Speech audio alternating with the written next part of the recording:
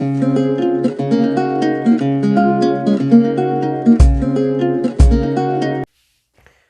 topic is cell differentiation. What is cell differentiation?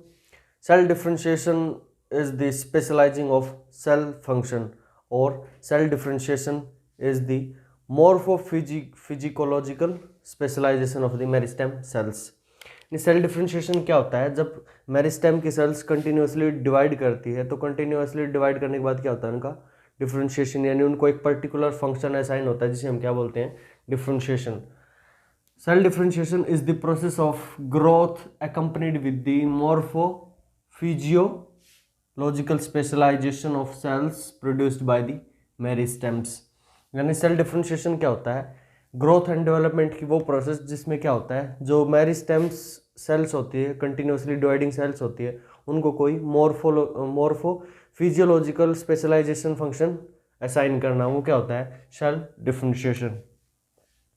In a multicellular organism, a cell after regulated division undergoes for the cell differentiated organism.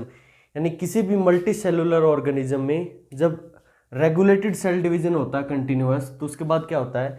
इस continuous regulated cell division है, फिर क्या किया जाता है? Cell को कोई particular function assign किया जाता है या फिर मोर्फोफिजियोलॉजिकल स्पेशलाइजेशन सेल को असाइन किया जाता है, जिसे हम क्या बोलते हैं? Cell differentiation. यदि सेल का रेगुलेटेड डिवीजन नहीं हो तो क्या हो जाता है? फिर ट्यूमर फॉर्मेशन हो जाता है और सेल कोई स्पेसिफिक फंक्शन परफॉर्म नहीं कर पाती है. रेगुलेटेड डिवीजन है तो क्या हो जाता है? सेल का डिफरेंशिएशन हो जाता है. Term differentiation in the cells and tissue culture represents the formation of different cell types and organs in the callus. यानी टिश्यू कल्चर के अंदर सेल डिफरेंशिएशन का क्या रोल है? क्योंकि हम जो कल्चर करवाते हैं, सिंगल सेल कल्चर करवाते हैं, उसमें क्या हो जाता है? जो कैलस की सेल्स होती है, कंटिन्यूसली डिवाइडिंग सेल्स होती है, हम उसमें क्या करवा सकते हैं? सेल्स को स्पेशलाइज्ड फंक्शन असाइन करवा के क्या करवा सकते हैं? ऑर्गन्स की सिंथेसिस करवा सकते हैं, यानी ऑर्गेनोजेनेसिस एंड मोर्फोजेनेसिस करवा सकते हैं. ऑर्गेनोजेनेसिस मीन्स ऑर्गन फॉर्मेशन, यानी कि जैसे कि प्लांट का रूट, स्टेम एंड लीव्स है, ये क्या है? ऑर्गन फॉर्मेशन है. या फिर हम क्या करवा सकते हैं? Morphogenesis means origin and development of the morphological characters को ओरिजिनेट एंड डेवलप करवा सकते हैं, उसे क्या बोलते हैं? Morphogenesis. So differentiation in the cells and tissue culture में क्या होता है? Cell type and organ formation callus में किसकी हेल्प से होता है? सेल डिफरेंशिएशन की हेल्प से होता है. Differentiation is the process of specializing the cells function. यानी डिफरेंशिएशन से हम क्या करते हैं? सेल के फंक्शन को स्पेशलाइज करते हैं कि ये सेल ये पर्टिकुलर फंक्शन परफॉर्म करेगी, कोई अदर दूसरी सेल वो कोई दूसरा फंक्शन परफॉर्म करती है. Dividing cells become permanent and lose their capacity to divide after differentiation. यानी जब सेल्स डिफरेंशिएट हो जाती हैं तब क्या होता है? उसके बाद they lose their capacity to divide, यानी उनमें डिवीजन की कैपेसिटी लॉस्ट हो जाती है और फिर क्या हो? डिवाइड नहीं कर पाती है. उनको रीडिवाइड करने के लिए क्या करना पड़ता है? डी डिफरेंशिएशन करना पड़ता है, यानी सेल्स को डिवीजन के लिए वापस अपनी डिफरेंशिएशन के प्रोसेस को रिवर्स करना पड़ता है, यानी अपने सेल को अपनी साइज में ग्रोथ करनी पड़ती है, सेल का साइज इंक्रीज करना पड़ता है और उसको डिवाइड करना पड़ता है. ये प्रोसेस क्या होती है? डी डिफरेंशिएशन होती है. But under certain conditions the mature and differentiated cells retain the growth divide and redifferentiate. यानी मोस्टली तो क्या होता है? डिफरेंशिएटेड सेल्स होती है वो अपनी डिवाइडिंग कैपेसिटी लॉस्ट कर चुकी होती है, लेकिन सर्टेन जब हम सेल को कोई पर्टिकुलर कंडीशन प्रोवाइड करते हैं, ऑप्टिमल कंडीशन, तो क्या होता है? सेल ग्रो करेगी, यानी अपने साइज में इंक्रीज करेगी, फिर डिवाइड करेगी, एंड डिवाइड करने के बाद क्या होगा? अपना सेल नंबर इंक्रीज हो गया. सेल नंबर इंक्रीज होने से क्या होगा? फिर वो सेल दोबारा क्या करेगी? रीडिफरेंशिएट करेगी. रीडिफरेंशिएट मीन उसने दोबारा कोई पर्टिकुलर स्पेशलाइज्ड फंक्शन असाइन कर लिया है, यानी वो पर्टिकुलर फंक्शन परफॉर्म करेगी. ये क्या है? रीडिफरेंशिएशन. ऑल द लिविंग सेल्स, यानी मेरिस्टेमेटिक सेल्स हो या फिर परमानेंट सेल्स हो. मेरिस्टेमेटिक सेल्स वो सेल्स जिनके अंदर क्या होती है? डिवीजन की कैपेसिटी होती है, यानी मेरिस्टेमेटिक सेल्स डिवाइड कर सकती हैं. एंड परमानेंट सेल्स कौन सी होती है? जिनके अंदर डिवीजन कैपेसिटी लॉस्ट हो चुकी है, उसे क्या बोलते हैं? Permanent cells. Have the capacity to form the whole plants. यानी टिश्यू कल्चर में क्या करवा सकते हैं हम, चाहे मेरिस्टेमेटिक सेल हो या फिर परमानेंट सेल हो, उसको कंटिन्यूसली डिवाइड एंड डिफ्रेंशिएट करवा के हम क्या करवा सकते हैं, होल प्लांट को फॉर्म या प्रोड्यूस करवा सकते हैं। और सिंगल परमानेंट या फिर मेरिस्टेमेटिक सेल से क्या करवाना, होल प्लांट को प्रोड्यूस करवाना क्या हमने जैसे पढ़ा, cellular totipotency. So cellular totipotency and cell differentiation are interrelated topics of the plant tissue culture. Cytodifferentiation और cell differentiation is the capacity of cells to perform the different functions in an organism. यानी cytodifferentiation तो क्या था, cell की capacity different function perform करने की इन an organism, यानी plant में भी हो सकता है या फिर एनिमल में भी। उसके बाद है साइटो डिफरेंशिएशन के बाद है डी डिफरेंशिएशन। डी डिफरेंशिएशन क्या होता है, डिफरेंशिएशन के दौरान क्या होता है, सेल्स अपना एक परमानेंट फंक्शन अटेन कर लेती है, जिससे क्या होती है, इनकी डिवाइडिंग कैपेसिटी लॉस हो जाती है। लेकिन डी डिफरेंशिएशन में क्या होता है, जो डिफरेंशिएशन की प्रोसेस है वो रिवर्स हो जाती है, यानी जो परमानेंट सेल्स थी वो क्या करना, ग्रो करेंगी, डिवाइड करेंगी एंड रीडिफरेंशिएट करेंगी, यानी उनके अंदर डिवीजन की कैपेसिटी होना डिफरेंशिएटेड सेल में, उसे क्या बोलते हैं, dedifferentiation. It is the capacity to regain the capacity of to form callus by the already differentiated cell. यानी ऑलरेडी कोई परमानेंट सेल है या डिफरेंशिएटेड सेल है जिसको कोई पर्टिकुलर फंक्शन असाइन है, वो सेल क्या करे, कैलस फॉर्मेशन कर दे by regaining the capacity of division, यानी डिवीजन की कैपेसिटी को रीगेन करके क्या करे, कैलस फॉर्मेशन करे, उसे हम क्या बोलते हैं प्लांट टिश्यू कल्चर में, dedifferentiation. And next term is related to differentiation is redifferentiation when the de-differentiated cell again attain the specialized function, then it is called redifferentiation। यानी वो सेल जिसने क्या किया था, पहले वो परमानेंट स्टेज में थी, दोबारा उसने क्या किया, डिवाइड किया, डिवाइड करके क्या किया, कैलस फॉर्मेशन की, और फिर ये जो सेल क्या करे, दोबारा कोई पर्टिकुलर फंक्शन अटेन कर ले, क्या करे, या तो पूरे ऑर्गेनिज्म को फॉर्म करे या फिर पर्टिकुलर ऑर्गन्स को फॉर्म करे, तो उसे हम क्या बोलते हैं, redifferentiation। Redifferentiation is the capability of de-differentiated cell to form whole organism or organs। यानी जो de-differentiated cell है या फिर dividing cell है, वो अगेन क्या करे, कोई whole organism या फिर organ की formation करे, तो हम उसे क्या बोलते हैं, redifferentiation। C.O. Miller and Skoog showed that varying concentration of the growth regulators can lead to the formation of root and shoot in the tobacco callus culture। यानी मिलर एंड स्कूग ने एक एक्सपेरिमेंट परफॉर्म किया था, tobacco का callus culture करवाया था, और उसमें उन्होंने क्या किया, दो ग्रोथ रेगुलेटर की वेरिंग कंसंट्रेशन अप्लाई की न्यूट्रिएंट मीडियम में। तो क्या हुआ, वो दो ग्रोथ रेगुलेटर कौन कौन से थे, इंडोल एसिटिक एसिड यानी ऑक्जिन एंड काइनेटिन यानी साइटोकाइनिन। ये दो प्लांट ग्रोथ रेगुलेटर्स को क्या किया, इनकी वेरिंग कंसंट्रेशन से देखा कैलस फॉर्मेशन के ऊपर क्या इफेक्ट होता है। तो इन दोनों की वेरिंग कंसंट्रेशन उन्होंने देखा कि रूट एंड शूट फॉर्मेशन होती है। यानी जब हम इंडोल एसिटिक एसिड यानी ऑक्जिन और साइटोकाइनिन की रेशो में ऑक्जिन को ज़्यादा रखेंगे, ऑक्जिन की कंसंट्रेशन ज़्यादा होगी और साइटोकाइनिन की कंसंट्रेशन कम होगी, तो क्या है, रूट फॉर्मेशन स्टार्ट होता है, यानी स्टिमुलेट दी रूट फॉर्मेशन। जब ऑक्जिन की कंसंट्रेशन ज़्यादा होती है तो वो क्या करती है, मैंने आपको फंक्शंस में बताया था ऑक्जिन के, कि ये रूट फॉर्मेशन को इनिशिएट या स्टिमुलेट करेगी। और जब साइटोकाइनिन की कंसंट्रेशन ज़्यादा होती है और ऑक्सिजन की कम होती है मीडिया के अंदर, तो क्या होता है, शूट फॉर्मेशन होती है। यानी जब हमें रूट फॉर्मेशन करवानी किसी कैलस में, तो क्या करेंगे, हम ऑक्सिजन की कंसंट्रेशन तो ज़्यादा रखेंगे लेकिन साइटोकाइनिन की कंसंट्रेशन कम रखेंगे। या फिर हमें जब शूट फॉर्मेशन करवानी है तो क्या करेंगे, पहले साइटोकाइनिन की कंसंट्रेशन ज़्यादा रखेंगे और दूसरा क्या है, ऑक्सिजन की कंसंट्रेशन कम रखेंगे। तो इससे हम क्या कर सकते हैं, कैलस के अंदर रूट एंड शूट फॉर्मेशन करवा सकते हैं। ये मिलर एंड स्कूग ने एक्सपेरिमेंट परफॉर्म किया था, उन्होंने साइटोकाइनिन की डिस्कवरी भी की थी। Growth and differentiation are two independent processes. यानी ग्रोथ एंड डिफरेंशिएशन होती है वो इंडिपेंडेंट प्रोसेस होती है। ग्रोथ का मीनिंग क्या होता है कि सेल कंटिन्यूसली डिवाइड करे, अपने साइज में इंक्रीज करे। लेकिन डिफरेंशिएशन क्या होगा, डिफरेंशिएशन मीन्स सेल अपना एक पर्टिकुलर फंक्शन परफॉर्म करे, यानी सेल के अंदर एक स्पेशलाइजेशन फंक्शन है, सेल को एक स्पेशलाइज्ड फंक्शन असाइन हो, उसे क्या बोलते हैं, डिफरेंशिएशन। तो growth and differentiation are two independent processes, यानी ये एक दूसरे के ऊपर डिपेंड नहीं करती हैं। Callus formation is the type of growth. Callus formation में क्या होता है, सेल्स कंटिन्यूसली डिवाइड करती है तो ये अपना साइज इंक्रीज करती हैं एंड अगेन क्या करती है, कंटिन्यूसली डिवाइड करती हैं, तो वो क्या होगा, एक ग्रोथ की फॉर्म होगा। और अगर ये दोबारा डिफ्रेंशिएट करती है यानी पर्टिकुलर फंक्शन अटेन करती है, तो वो क्या हो जाता है, फिर डेवलपमेंट का पार्ट हो जाता है।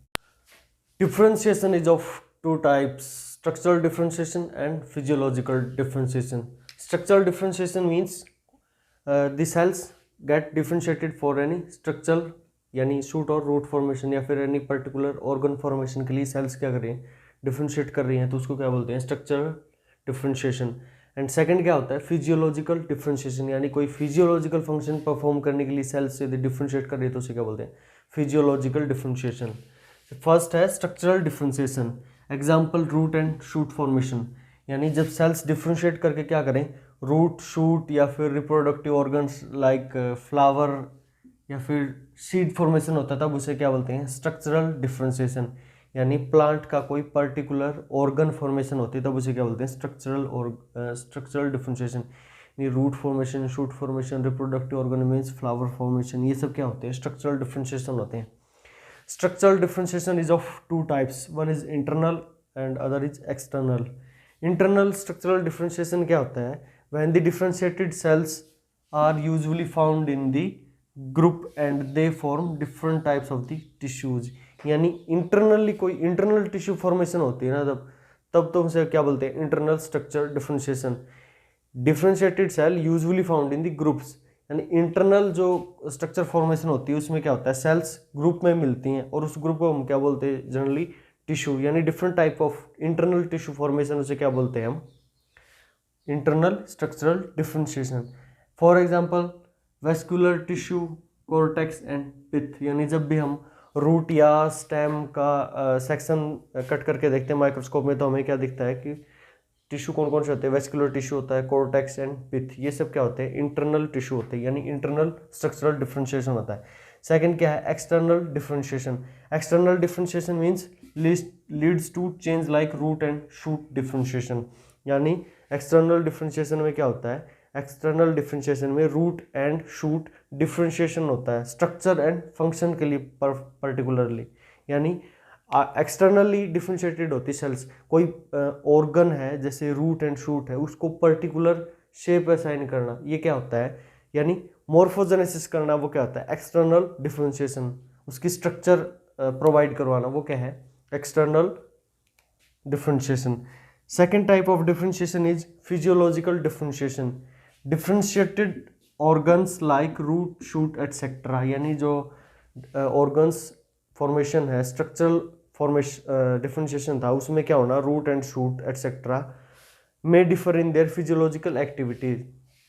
रूट क्या होते हैं, रूट के अंदर फिजियोलॉजिकल सेल्स की एक्टिविटी अलग हो सकती है और शूट के अंदर क्या हो सकता है, फिजियोलॉजिकल एक्टिविटी सेल्स की अलग हो सकती है। तो जो डिफरेंट ऑर्गन्स होते हैं उनमें डिफरेंट सेल्स की क्या हो सकती है, डिफरेंट फिजियोलॉजिकल एक्टिविटीज हो सकती है, और उन डिफरेंट फिजियोलॉजिकल एक्टिविटीज के बेस पे सेल को डिफ्रेंशिएटेड करना, वो क्या होता है, physiological differentiation. For example ability to form alkaloids and vitamins etcetera, यानी प्लांट्स में जो एल्कलॉइड्स, फ्लेवोनॉइड्स या फिर विटामिन फॉर्मेशन होती है, वो क्या होता है, फिजियोलॉजिकल डिफ्रेंशिएशन होता है। जैसे सेकेंडरी मेटाबोलाइट फॉर्मेशन है, वो भी क्या है, सेकेंडरी डिफ्रेंशिएशन है। मींस स्ट्रक्चरल डिफ्रेंशिएशन, जो सेकेंडरी मेटाबोलाइट प्रोडक्शन है वो क्या है, स्ट्रक्चरल डिफ्रेंशिएशन से रिलेटेड नहीं है, यानी प्लांट का स्ट्रक्चर फॉर्म नहीं करते, ऑर्गन फॉर्मेशन नहीं होती, लेकिन क्या कर सकते हैं, वो कोई फिजियोलॉजिकल फंक्शन की परफॉर्म करने की एबिलिटी होती है। Glycerol and gibberellic acid 3 stimulates embryogenesis, यानी ग्लिसरॉल एंड जिबरेलिक एसिड 3 होता है, वो क्या करते हैं, एम्ब्रियोजेनेसिस को स्टिमुलेट करते हैं, यानी एम्ब्रियो फॉर्मेशन को स्टिमुलेट करते हैं। ये क्या है, जिबरेलिक एसिड 3 एंड ग्लिसरॉल, ये दोनों क्या है, जिबरेलिक एसिड 3 क्या है, ग्रोथ रेगुलेटर, एंड ग्लिसरॉल क्या है, अल्कोहलिक कंपाउंड, ट्राइएसाइल ग्लिसरॉल होता है। ये दोनों क्या करते हैं, एम्ब्रियो फॉर्मेशन में क्या करते हैं, सेल्स को डिफ्रेंशिएट करते हैं, यानी एम्ब्रियो फॉर्मेशन में कौन से ग्रोथ रेगुलेटर होता है, gibberellic acid 3। Next is differentiation of the different organs of a plant like root, shoot and vascular tissue differentiation. First is root differentiation. What is root differentiation? In the roots column of cells that are formed by the meristems, यानी जो root apical meristem होता है उसके अंदर जो column of sales होती है वो क्या करती है, इलोंगेट एंड डिफ्रेंशिएशन करके क्या बनाती है, रूट के वेरियस टिश्यू की फॉर्मेशन करती है। मेरिस्टेम सेल्स क्या होती हैं, जी वो सेल्स जिनके अंदर डिवाइडिंग कैपेसिटी होती है, और रूट एपिकल मेरिस्टेम की सेल्स क्या करती है, कॉलम ऑफ सेल फॉर्म करती है जो कि elongate and divide and differentiate करके क्या करती है, various tissues of the root के वेरियस टिश्यू फॉर्म करती है, जैसे एपिडर्मिस, कॉर्टेक्स एंड स्टील, यानी vascular tissue, cortex tissue and epidermal tissue को फॉर्म करती है। कौन, रूट मेरिस्टेम सेल्स। नेक्स्ट है shoot differentiation. The apical meristem of shoot, apical meristem of shoot या फिर shoot apical meristem produces not only stem, यानी जो शूट एपिकल मेरिस्टेम होता है वो नॉट ओनली प्रोड्यूसेस, केवल स्टेम को प्रोड्यूस नहीं करता, बट ऑल्सो जो लीव्स होते हैं, फ्लावर्स होते हैं, वो भी कहाँ से ओरिजिनेट होते हैं, उनकी ओरिजिन भी कहाँ से होती है, शूट एपिकल मेरिस्टेम यानी सैम से। एंड सैम क्या प्रोड्यूस करता है, stem, leaves and flowers. Leaf primordia are formed at regular intervals, यानी जो स्टेम होता है उसमें क्या होता है, रेगुलरली लीफ प्राइमोर्डिया होते हैं जहाँ से लीफ ओरिजिनेट होता है। तो लीफ ओरिजिनेट होने से क्या होता है, जो स्टेम होता है वो नोड्स एंड इंटरनोड्स में डिवाइड हो जाता है। ये क्या है, कोई स्टेम है, यहाँ से कोई लीफ ओरिजिनेट हो रहा है, तो ये क्या हो गया, यहाँ से मान लो कोई नेक्स्ट लीफ ओरिजिनेट हो रहा है, तो ये बीच में क्या कर देगा, ये जो लीफ प्राइमोर्डिया है ये स्टेम को नोड्स एंड इंटरनोड्स में डिवाइड कर देगा। ये क्या है, इंटरनोड, और ये क्या है, नोड्स। तो नोड्स एंड इंटरनोड में डिवाइड कर देगा। The elongation of shoot is under the influence of environmental factor and growth regulators, यानी शूट इलोंगेशन किसके ऊपर डिपेंड करता है, environmental factor and growth regulator पे। शूट किसको फॉर्म करेगा, लीफ प्रोड्यूस करेगा या फ्लावर प्रोड्यूस करेगा या फिर स्टेम प्रोड्यूस करेगा, ये किसके ऊपर डिपेंड करता है, environmental factor and growth regulator के ऊपर। जैसे यदि लो टेम्परेचर होता है तो क्या होता है, फ्लावर फॉर्मेशन होती है, यानी फ्लावरिंग होती है, तो लो टेम्परेचर पे फ्लावरिंग होती है। एंड दूसरा क्या होता है, जो ग्रोथ रेगुलेटर्स होते हैं जैसे auxin, gibberellin, cytokinin, ethylene and abscisic acid, ये भी क्या होते हैं, शूट का डिफ्रेंशिएशन करवाते हैं, यानी स्टेम बनेगा, फ्लावर बनेगा या फिर लीव्स बनेंगे। जैसे जो इथाइलिन एंड एब्सिसिक एसिड होते हैं वो क्या करते हैं, वो लीफ की सेनेसेंस करवाते हैं एंड फ्लावरिंग करवाते हैं, फ्लावर फॉर्मेशन या फिर फ्रूट राइपनिंग में किसका फंक्शन होता है, वो होता है एब्सिसिक एसिड एंड इथाइलिन का। उसके बाद है vascular tissue differentiation. Third type of tissue is vascular tissue differentiation. Vascular tissue differentiation कहाँ से स्टार्ट होता है, जो प्रोवेस्कुलर टिश्यू होता है, यानी वेस्कुलर सिस्टम का जो इनिशियल सेल्स होती हैं जिसे हम क्या बोलते हैं, प्रोकैम्बियम। इनिशियली क्या होता है, प्रोकैम्बियम। ये जो प्रोकैम्बियम होता है इसकी सेल्स डिफ्रेंशिएट करके क्या बनाती हैं, वेस्कुलर टिश्यू सिलेंडर, यानी वेस्कुलर टिश्यू सिलेंडर जिसके अंदर क्या होता है, xylem, phloem, primary xylem, primary phloem, secondary xylem, secondary phloem, primary xylem and secondary xylem. The cells of this vascular tissue क्या करेंगी, जो फ्लोएम की सेल्स होती हैं वो एक्रोपिटली ऑर्डर में क्या करती हैं, मैच्योर करती हैं। एक्रोपिटली मीन्स जो न्यू सेल्स होती है वो कहाँ होगी, टॉप पे होती है, एंड जो ओल्ड सेल्स होती है वो टुवर्ड्स द सेंटर और बेस की तरफ होती है। तो जो प्राइमरी फ्लोएम की सेल्स है वो क्या करती हैं, एक्रोपिटली ऑर्डर में मैच्योर करती है, वाइल द प्रोटोजाइलम है या फिर सेकेंडरी फ्लोएम है एंड सेकेंडरी जाइलम है, उनकी सेल्स क्या करती है, इलोंगेट एंड डिफ्रेंशिएट करती हैं, किससे, वेस्कुलर टिश्यू सिलेंडर से। R.H. वेटमोर ने एक एक्सपेरिमेंट परफॉर्म किया था जिसमें उन्होंने bud grafted into the callus tissue of lilac plant के क्या किया था, लिलियक स्टेम से बड ग्राफ्टेड करके क्या करवाया था, वेस्कुलर टिश्यू फॉर्मेशन करवाई थी। यानी कैलस में उन्होंने लिलियक प्लांट का कैलस कल्चर क्या करवाया, फॉर्मेशन करवाया था। उस कैलस में क्या किया, बड ग्राफ्टिंग करवाई, और बड ग्राफ्टिंग से क्या हुआ, ये जो कैलस का टिश्यू था इसमें क्या हुआ, वेस्कुलर टिश्यू डिफ्रेंशिएशन हो गया, यानी वेस्कुलर टिश्यू इंड्यूस हो गया, किससे, बड ग्राफ्टिंग से। फिर उन्होंने क्या किया, एक सेकंड एक्सपेरिमेंट परफॉर्म किया जिसमें क्या किया, बड ग्राफ्टिंग की जगह क्या करा, इंडोल एसिटिक एसिड यानी IA ऑक्सीजन का ट्रीटमेंट दिया, तब भी क्या हुआ, इंडोल एसिटिक एसिड के ट्रीटमेंट से भी क्या हुआ, वेस्कुलर टिश्यू डिफरेंशिएशन हुआ। जो रूट डिफरेंशिएशन होता है उसमें क्या होता है, मोस्टली जब ऑक्सीजन की कंसंट्रेशन क्या होती है, ज़्यादा होती है और साइटोकाइनिन की कम होती है, तब क्या होता है, रूट डिफरेंशिएशन होता है। While in the shoot differentiation क्या होता है, जब साइटोकाइनिन की कंसंट्रेशन ज़्यादा होती है एंड ऑक्सीजन की कम होती है, तब क्या होता है, शूट डिफरेंशिएशन। यानी मीडिया में यदि हम ज़्यादा ऑक्सीजन डालेंगे, ऑक्सीजन की कंसंट्रेशन ज़्यादा होगी तो क्या होगी, रूट फॉर्मेशन करवा सकते हैं कैलस में, और यदि साइटोकाइनिन की कंसंट्रेशन ज़्यादा तो हम क्या, शूट फॉर्मेशन करवा सकते हैं। इसके बाद है factors affecting cyto differentiation. Next is factors affecting cyto differentiation और सेल डिफरेंशिएशन। साइटो डिफरेंशिएशन या सेल डिफरेंशिएशन को कौन कौन से फैक्टर्स अफेक्ट करते हैं, जैसे फर्स्ट है सुक्रोज, यानी जब हम कैलस कल्चर करवाते हैं तब उसके अंदर जो सुक्रोज का रिलेटिव अमाउंट होता है वो क्या करता है, वेस्कुलर टिश्यू डिफरेंशिएशन को अफेक्ट करता है।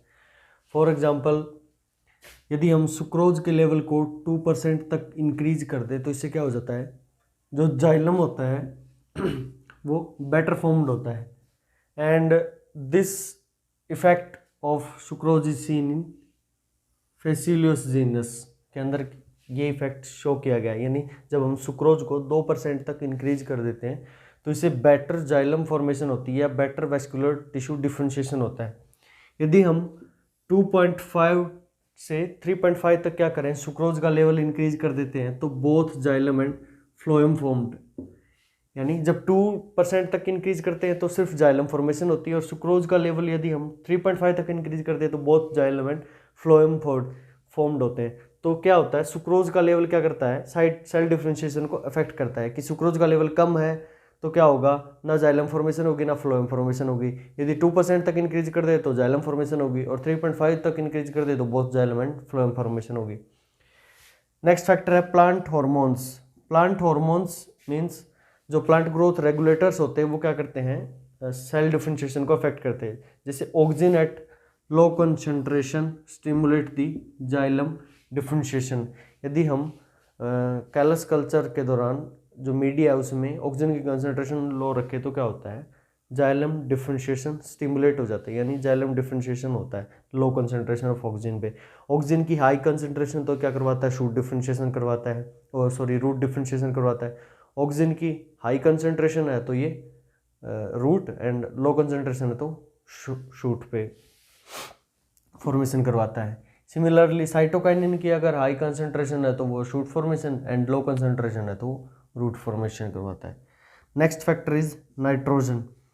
रिडक्शन इन नाइट्रोजन, यदि हम नाइट्रोजन का अमाउंट कम है, रिलेटिव अमाउंट या नाइट्रोजन की कंसंट्रेशन कम है मीडिया में, तो इससे क्या होगा, ये जो है ट्रैकरी एलिमेंट फॉर्मेशन करवाता है।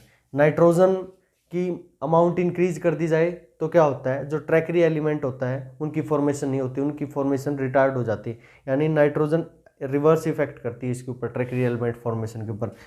और ये इफेक्ट किस में सीन किया गया है, हेलियंथस जीनस में, यानी जो सनफ्लावर की जीनस है हेलियंथस, उसमें नाइट्रोजन का इफेक्ट देखा गया है साइटो डिफरेंशिएशन के ऊपर।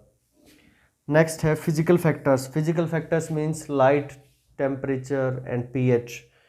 Light and temperature have effect on the cyto differentiation. Light, temperature and pH का साइटो डिफरेंशिएशन या सेल डिफरेंशिएशन के ऊपर इफेक्ट होता है।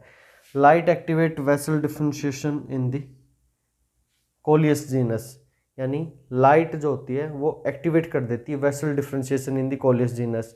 एंड वेस्कुलर स्ट्रैंड फॉर्मेशन कब कहाँ होती है प्लांट्स में, मोस्टली 17 to 31 डिग्री सेल्सियस यदि टेम्परेचर है तो वेस्कुलर स्ट्रैंड फॉर्मेशन होती है। ये टेम्परेचर यदि लो होता है तो क्या होती है, वर्नलाइजेशन, यानी जो शूट की डिफरेंशिएशन होती है। शूट एपिकल मेरिस्टेम क्या होता है, फ्लावर में फ्लावर फॉर्मेशन करता है। तो ये भी क्या है, फिजिकल फैक्टर के ऊपर डिपेंडेंट होती है सेल डिफरेंशिएशन। नेक्स्ट है cell cycle and cyto differentiation. Cell cycle और साइटो डिफरेंशिएशन का आपस में क्या रिलेशन होता है, जो वेस्कुलर टिश्यू का डिफरेंशिएशन होता है या ट्रैकरी एलिमेंट्स का डिफरेंशिएशन होता है वो किसके ऊपर डिपेंड करता है, सेल डिवीजन के ऊपर। यदि सेल डिवीजन नहीं हो रही है यानी सेल्स डिवाइड नहीं कर रही हैं तो क्या होगा, ट्रैकरी एलिमेंट्स की फॉर्मेशन नहीं होती। यदि हम जो डीएनए सिंथेसिस को इनहिबिटर कंपाउंड है कोई, सेल को किसी इनहिबिटर से ट्रीट कर दें तो क्या होगा, डीएनए सिंथेसिस नहीं होगी, और डीएनए सिंथेसिस नहीं होगी तो क्या नहीं होगा, सेल डिवाइड नहीं कर पाएगी, और अगर सेल डिवाइड नहीं कर पाएगी तो क्या होगा, साइड जो ट्रैकरी एलिमेंट्स हैं उनका डिफ्रेंशिएशन नहीं हो पाता। तो जो सेल डिवीजन होती है या सेल साइकिल होता है वो क्या होता है, एसेंशियल होती है ट्रैकरी एलिमेंट डिफ्रेंशिएशन के लिए।